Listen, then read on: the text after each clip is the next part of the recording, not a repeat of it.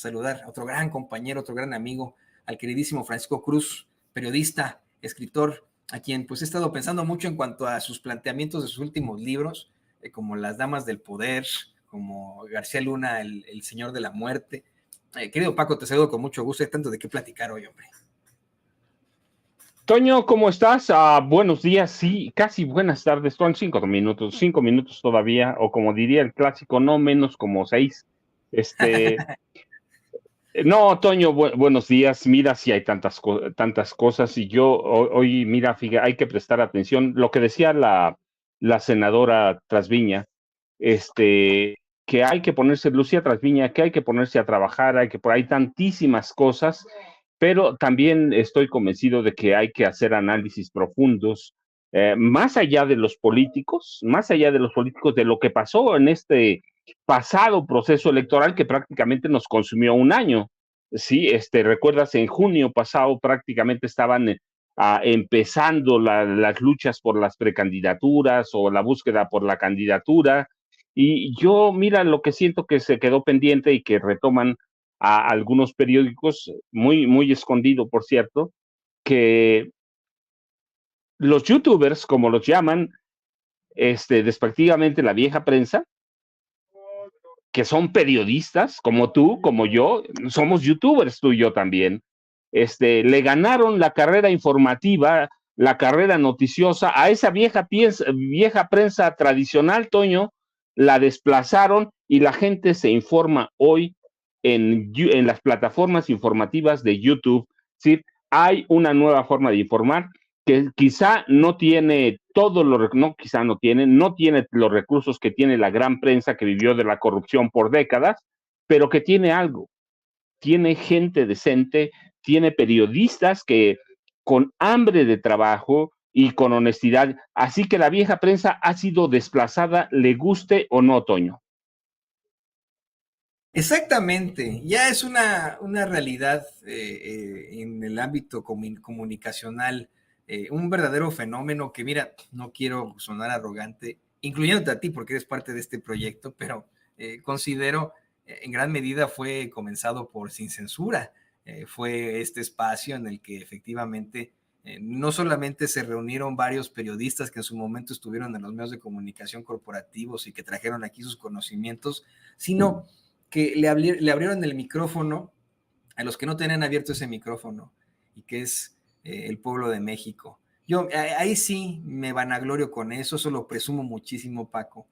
Algunos espacios lo intentan, lo hacen un ratitito, pero no hay un solo lugar en los medios de comunicación, ya sea corporativos o independientes, en el que verdaderamente se le abra este micrófono a la gente, y en el que pues los colaboradores se pongan al nivel de la misma gente.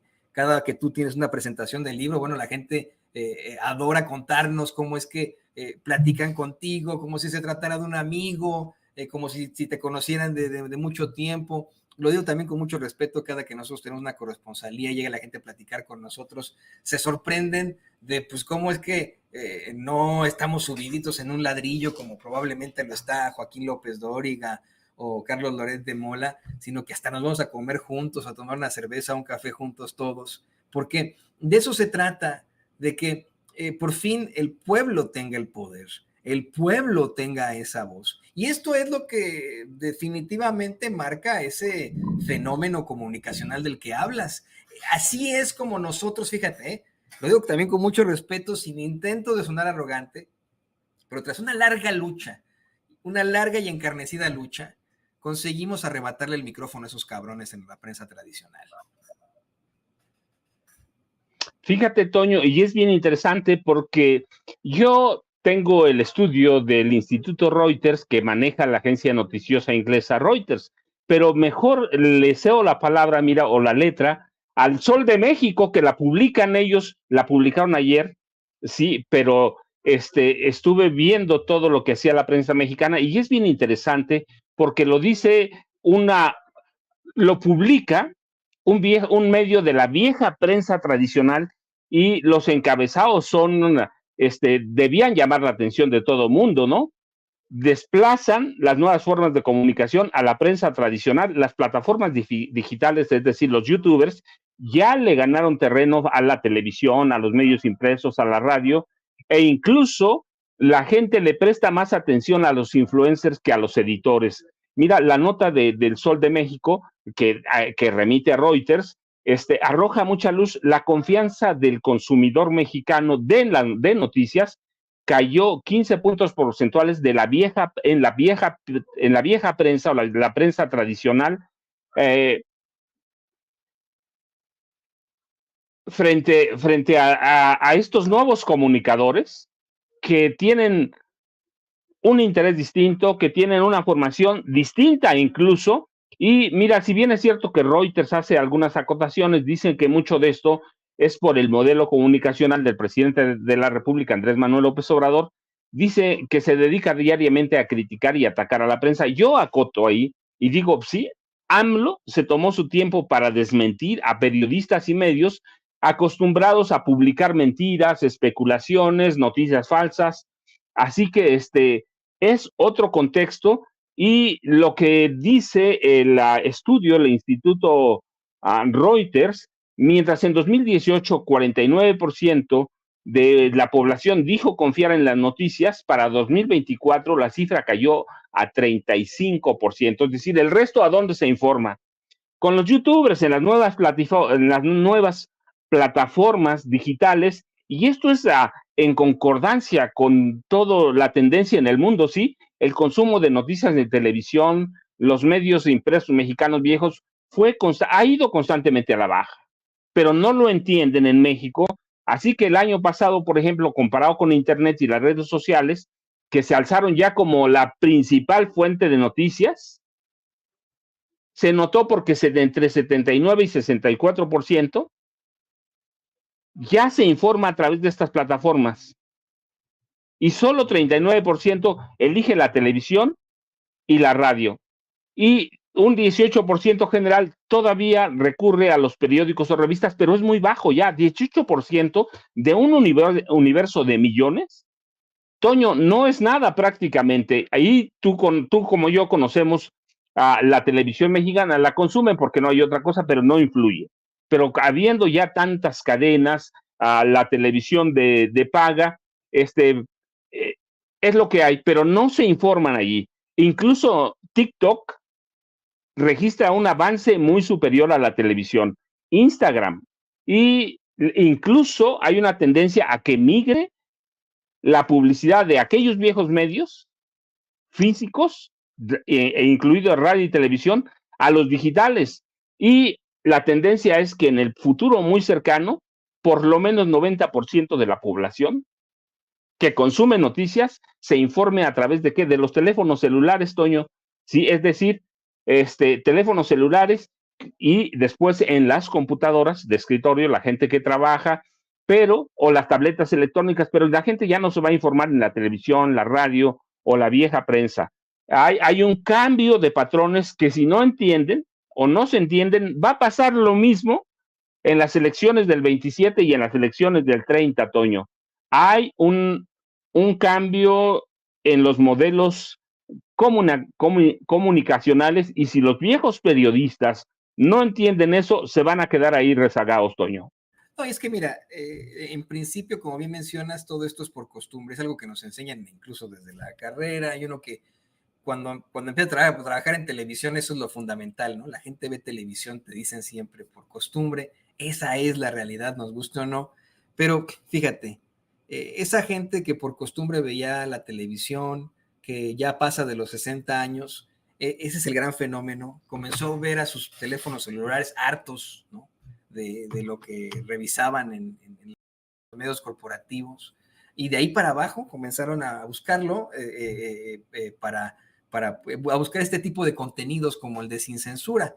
Pero esa es ya la generación que estaba acostumbrada a ver la televisión y la radio.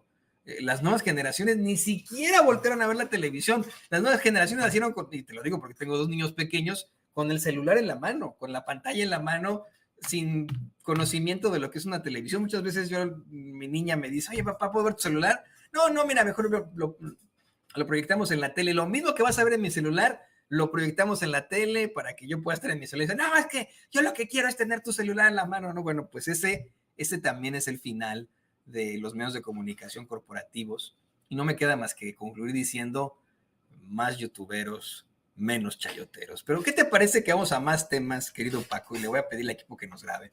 Como seguramente has visto, hemos estado pues presentándole al público de Sin Censura una serie de entrevistas que le realizamos con Vicente Serrano a varios políticos, varios legisladores electos que pues terminaron su gestión, bueno, terminaron su elección con mucho éxito, y que ayer se reunieron con la doctora Claudia Sheinbaum, pero hubo muchas personalidades en esta reunión con la doctora Claudia Sheinbaum, y uno de ellos es el exgobernador priista de Oaxaca, Alejandro Murat, quien pues durante su gestión como gobernador de ese estado tuvo un acercamiento muy, muy fuerte a la Cuarta Transformación, específicamente al presidente López Obrador, y terminó, bueno, pues acercándose directamente a todo el movimiento. Esto fue lo que le dijo a Vicente Serrano en exclusiva el exgobernador de Oaxaca, Alejandro Murat. Alejandro, y para el obradorismo, hay muchas personas que aún no están convencidas en la incorporación de políticos como usted. ¿Qué le dice a esos obradoristas de Hueso Colorado que tanto han criticado estas incorporaciones? Que hoy estamos claros de cuál es la ruta que marca la historia, y ese es el constituyente permanente y consolidar el segundo piso de la Cuarta Transformación. Hoy aquí, como uno más, estaremos sumando todos nuestros esfuerzos y nuestros compromisos para consolidar ese proyecto de la salida del segundo piso de la Cuarta Transformación y, por supuesto, seguir el mandato. Exgobernador, ¿alcanzará el tiempo para que sea en esta legislatura o ya será en la próxima? Bueno, yo creo que vamos a hacer todo el esfuerzo, todos, para que se pueda dar ya desde esta legislatura, porque me parece que lo que no hay que cuestionar es el mandato democrático que recibimos, y la gente hoy quiere este gran cambio, empezando por la reforma del Poder Judicial. Alejandro Murat, no es por amarrar navajas, pero ¿qué piensa del anuncio de que en su expartido van a cambiar el logo, las siglas, los colores, pero la misma dirigencia? Mira, eso está en el pasado, y yo lo que te diría es de que cuando se agotan las ideas y la conversación, se mueren en los partidos. Ese es un partido único. Pues muy fuertes declaraciones, ya uno de sus miembros más antiguos. Es que mire, Murat es un hombre joven, ¿no? De rayarlo, no sé, mi edad más o menos, los 40, 50 años, ¿no? Pues es un hombre joven, ¿no? Esa es la realidad. Pero su familia ha tenido una larga trayectoria en el Partido Revolucionario Institucional, cosa que platicaremos unos momentos más con Paco Cruz. Y es este tipo de personajes que tuvieron tanta cercanía con el Partido Revolucionario Institucional los que ven a esa agrupación política como muerta y enterrada, en sus últimas, o bueno, más bien desahuciada, ya por fin, y bueno, más que integrados en el movimiento ya de la Cuarta Transformación. Le pido al equipo que nos grabe para pedir tu opinión, Paco. Un Alejandro Murat que nos dice en exclusiva que él tiene muy, muy claro cuál es la ruta que marca la historia, el consolidar el segundo piso de la Cuarta Transformación, y es interesante que venga de un exgobernador priista, de un hombre con una familia de larga trayectoria en ese partido que hoy es muy cuestionable, bueno, que ha sido cuestionable durante muchas décadas, y que hoy pues está ya de lleno ahí en el momento de la Cuarta Transformación, ¿no? Fíjate, Toño, nada más para ponerlo en contexto, el papá de Alejandro Murat Hinojosa, José Murat Casab, también fue gobernador de Oaxaca. Ambos son de Ciudad Ixtepec, allá en el istmo de Tehuantepec. Tienen fuertes lazos familiares, políticamente hablando, con el grupo Atlacomulco. El papá de José Murat, de Alejandro Murat Hinojosa, José Murat Casab, está casado con Aurora Alcántara, una mujer que es heredera de una de las mayores fortunas del Estado de México. Y digo de las mayores, tomando en cuenta que su familia, algunas veces lo he señalado, hasta hace un año y cachito, tuvo una inversión por lo menos de $200 millones en el grupo Prisa, que publica el periódico El País de España. Esa familia es dueña por lo menos de unas 8,000 unidades de transporte interestatal, mueve 300 millones de pasajeros por año, para que tengas una idea, Toño, en todo el país, opera en 24 estados, rutas en 24 estados, ha sido banquera, tiene una línea aérea de bajo costo, Viva Aerobús, así que este hombre representa algo. Me puede gustar o no, pero representa mucho, y él tiene muy claro, al margen de mi cuestionamiento, con lo que dice que recibieron un mandato muy claro, el segundo piso de la 4T. ¿Sí? Una persona que tiene fuertes vínculos con el viejo PRI te está diciendo muy claro lo que pasó el 2 de junio. Y eso creo que, si bien es cierto que tú y yo lo podemos entender, Vicente, mucha gente no lo entiende, que el 2 de junio hubo un mandato claro. Hay que construir el segundo piso de la 4T. Y en ese segundo piso se incluyen algunas iniciativas que pueden ser polémicas o no, pero que por eso salimos a las urnas también, entre otras cosas. Porque primero, pues la del Poder Judicial. Toño, ¿quién en este país no ha sido víctima de los abusos del Poder Judicial? Un juez civil, un juez del fuero común, un juez del fuero federal, un magistrado. Nosotros hemos visto y conocemos los abusos de los ministros de la Suprema Corte, y lo que siempre ha sido una aberración cuando se creó en 1995, Toño, el Consejo de la Judicatura Federal, que preside la presidenta de la Suprema Corte de Justicia de la Nación, del Poder Judicial, es decir, es juez, es parte, es todo. Hemos visto nosotros, o conocido a través de periodistas, y yo digo el nombre de Salvador Frausto, por ejemplo, las reuniones clandestinas de Norma Lucía Piña Hernández, la ministra presidenta de la Suprema Corte de Justicia de la Nación, y nadie la puede castigar porque ella es la presidenta del órgano que debía regular debía enterarse de esas situaciones. Así que hay un mandato claro, los priistas lo entienden, o los viejos priistas, porque hay que decirlo, unos ya no son, otros dejaron de militar, otros fueron expulsados o renunciaron. ¿Sí? Entienden muy claro cuál es el mandato o el mensaje que se envía a través de las urnas. Tengo entendido que también Beatriz Paredes Rangel, en su papel de legisladora, ha abierto las puertas para analizar, por ejemplo, la reforma al Poder Judicial. Es decir, debemos entenderlo, tenemos que tener claro que va a haber una andanada, una carga de los viejos medios corporativos, pero también nos debe quedar claro y por eso empecé la plática con esto, Toño, de que la vieja prensa ya no influye. Tienen mucha presencia, sí, tienen mucho dinero, pero ya no influyen. Sí, hablan como si hablaran al vacío, pero los van a mantener ahí, y tenemos que tener muy claro que va a haber una carga violenta, virulenta, contra las reformas que se plantean y que se van a tratar, analizar y en su caso aprobar o rechazar a partir del 1 de septiembre con una nueva legislatura. Así que deben tener muy claro, Toño, no solo nosotros, quien no tenga claro lo que pasó el 2 de junio pasado, está condenado a desaparecer. Lo ideal de este país es que desaparezca el PRI, un partido que está carcomido por la corrupción de raíz, pero van a entender, yo estoy convencido que no, Toño, que no, y que no van a entender, pero tampoco mucha gente va a entender. La derecha reaccionaria, la extrema derecha no va a entender, pero el mandato es muy claro. Casi 36 millones de votos te dicen lo que quiere este país. Una reforma judicial de fondo. Si algo ha dañado a este país, pero mira, no solo dañado, el último refugio neoliberal, que es la Corte. ¿Quién creó esta Corte? Este Poder Judicial. El neoliberalismo. Cuando llega Zedillo, lo primero que hace es reformar a la Corte, cortarla de raíz, suprimir el número de ministros y crea una nueva Corte. Ellos crean el Consejo de la Judicatura. Zedillo lo hace y establece o pone las bases, sienta las bases para que la Suprema Corte de Justicia de la Nación sea la defensora del neoliberalismo. Ese es el punto clave.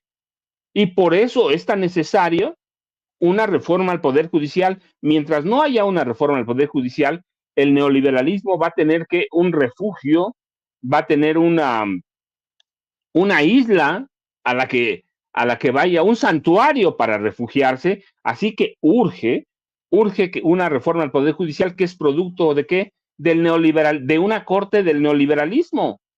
El Poder Judicial, además, mira, hay que decirlo, tiene un promedio de 45,000 empleados. Solo se van a proponer elección entre 1,700 y 1,800.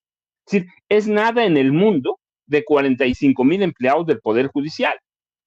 Así que quien no entienda esto está condenado a desaparecer como desaparece poco a poco el PRD, Toño, que ya no alcanza registro. Así que hay que entender el mandato, hay que entender cómo opera la Corte, para qué se fundó esta nueva Corte, como refugio de qué, de la defensa del neoliberalismo. Una Corte reformada por Zedillo, tomada por Zedillo, que mantuvieron Fox, Calderón y Peña Nieto, y que funciona para defender esos intereses, Toño. Efectivamente, y yo estoy totalmente de acuerdo contigo. Lo ideal para este país, en todo caso, es que desaparezca el Partido Revolución Institucional, que eso sí se ve factible. El PAN no tanto por todos los intereses que hay detrás y todos esos grupejos de la ultraderecha que lo sostienen, pero bueno, eso queda por verse.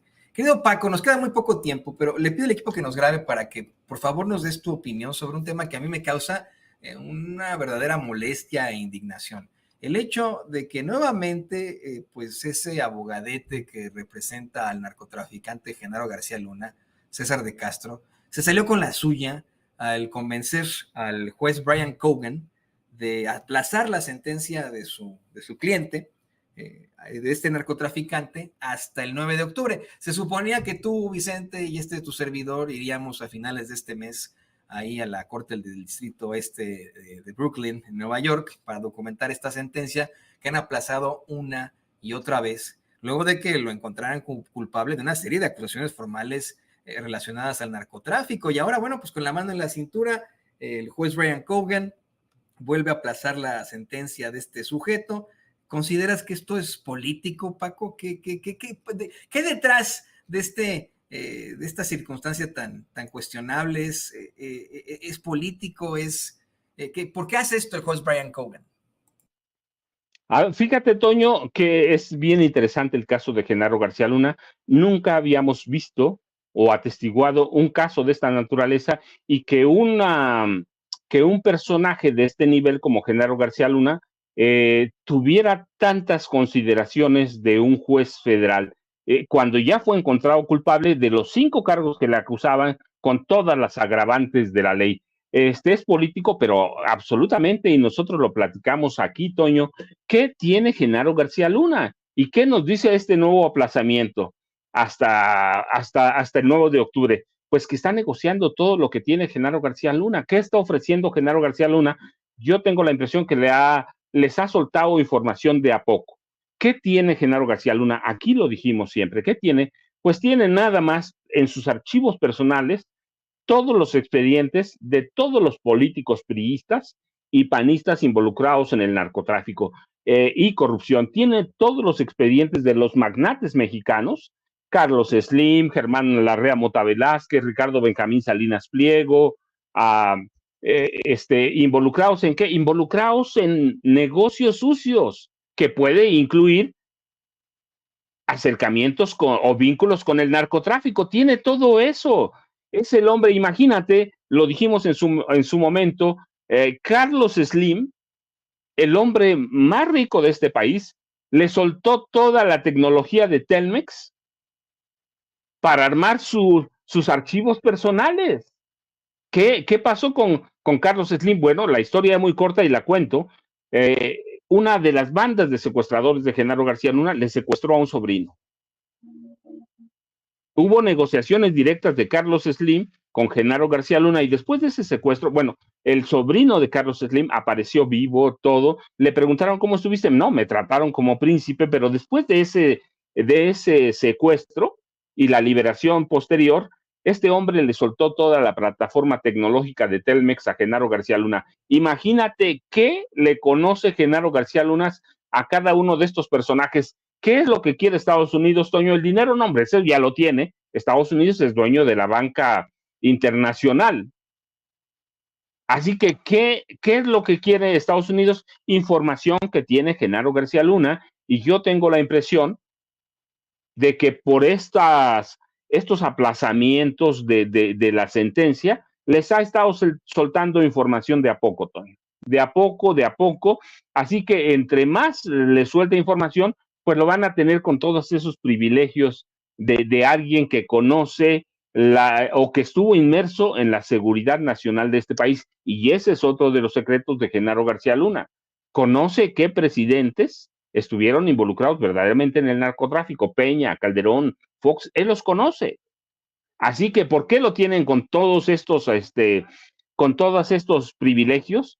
Pues producto de información, Toño. ¿Qué es lo que le interesa siempre al gobierno de Estados Unidos? ¿Cuándo lo va a usar? Nunca saben, Toño. Estados Unidos es un país de intereses, se mueve por intereses, así que no tiene amigos, no tiene socios, no tiene nada, tiene intereses. Mientras Genaro García Luna les esté soltando algo, allí lo van a tener hasta que lo condenen, ya con el tipo de condena, o se ordena un nuevo juicio. Ordena un nuevo juicio es que verdaderamente le soltó información que vale la pena, Toño. Pero ese hombre que tiene información, hay que recordar, Genaro García Luna conoce toda la información de este país a partir de 1989, Toño. Es decir, los gobiernos de Vicente Fox, de Carlos Salinas de Gortari, Ernesto Zedillo Ponce de León, Fox, Calderón y Peña. Por eso está ahí, Toño, por eso lo tienen y lo van a aguantar el tiempo que sea necesario mientras les suelte información de a poco, Toño. Así es, y la verdad es que es eso, o se enfrenta a una de las prisiones más horrendas en toda la faz de la tierra, y con una cadena perpetua espantosa, ADX Florence, en donde, bueno, pues tendría una verdadera tortura al enfrentarse a estos cuartitos de entre 3.6 y 2 metros, al no tener contacto con nadie más que con su abogado, a veces con el que pueden platicar. Los celadores ni siquiera los voltean a ver. Bueno, claro, los tienen que estar monitoreando evidentemente ahí. Pueden solamente salir una hora a una especie de pasillo con una barda muy, muy grande, 2 bardas muy, muy grandes que tiene algún tipo de salida al cielo. Y es, bueno, pues para muchos el infierno en la tierra, pues nunca apagan las luces, no hay privacidad, es una circunstancia absolutamente aterradora. Querido Paco, yo te agradezco estos análisis tan fuertes, tan interesantes, desde los youtubers, pasando por los priistas y llegando hasta este hombre tan nefario. Y te pido, bueno, pues que nos compartas también tus redes sociales para que la gente se ponga en contacto contigo. Yo le sigo recomendando a usted los libros del queridísimo Paco Cruz. Ahí está Las Damas del Poder, qué buen libro, de verdad, cómo lo disfruté. Y por supuesto, García Luna, El Señor de la Muerte, ahí también tiene sus partes muy fuertes, sus partes también ahí interesantonas, como lo del, siempre le digo con Paco, lo que más me llamó la atención del libro fue esto de la cuija diabólica que habían contratado ahí en el gobierno de Calderón.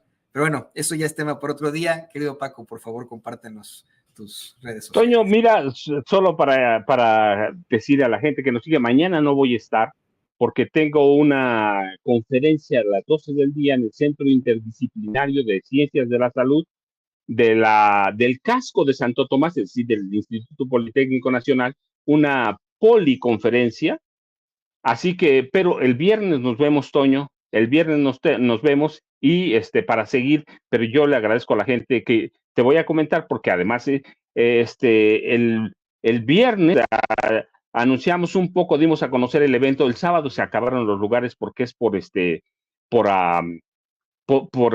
se llama? Por reservación, se acabaron las 300 lugares que hay, así que debo ser muy agradecido con la gente, pero es mañana a las 12 del día, Toño, en el Centro Interdisciplinario, que así se llama, de Ciencias de la Salud de la Unidad Santo Tomás, que es el casco de Santo Tomás en la Ciudad de México, que tú conoces bien, y yo ya sabes, @Paco Cruz Jiménez en Twitter, Francisco Cruz Jiménez en Facebook. Nos vemos el viernes, Toño, por la mañana y como siempre, un abrazote.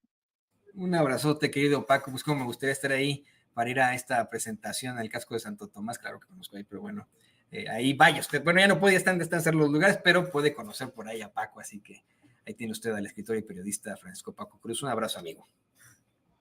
Gracias, Toño. Y bueno, mira.